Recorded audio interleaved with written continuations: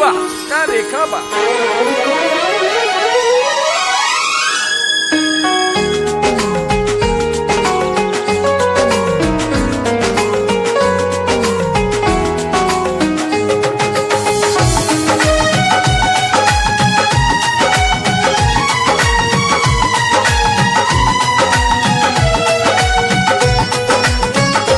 कौना देवता के गढ़ल सवारल हऊ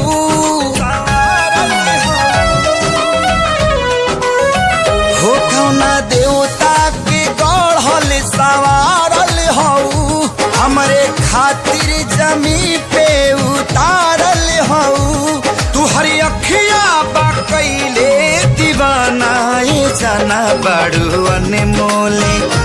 बड़ू अनमोले ऐसन खजाना तोहर जोड़ा ना दोसर जाना नाए जाना बड़ू अनमोले ऐसन खजाना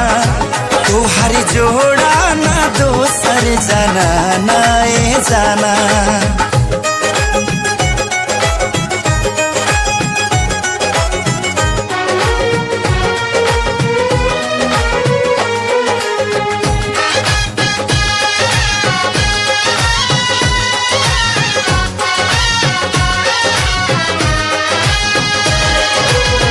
चनवा से रंग लेके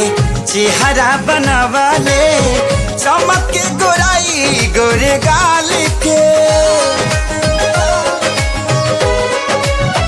कारी रे बदरिया से केसिया संवरा ले लागत फुर्सत निकाल के हवा मारी दया चरवा फहर जाना हो मुड़ के देखे त नजरिया ठहर जाना हो केहू कैसे ना होई या सिकाना ये जाना बड़ू अनमोले ऐसन खजाना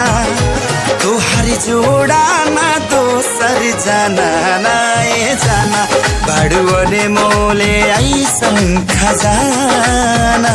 तोहर जोड़ा ना कोनो जाना नाए जाना।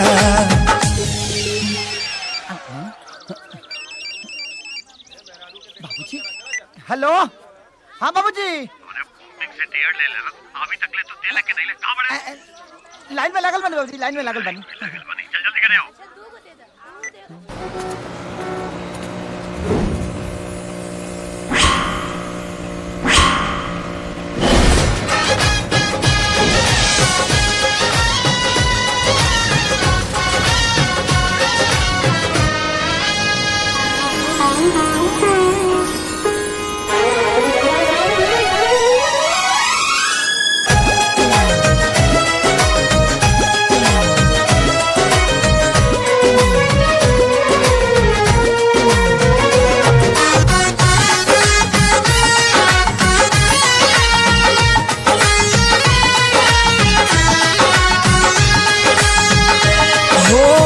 जहाँ जहाँ डेगे अपन धरबू सजनिया भाग खुल जाइयो जमीन के ओ करे तू बनबू कनिया रनिया लाल होई किस्मत जे छीन के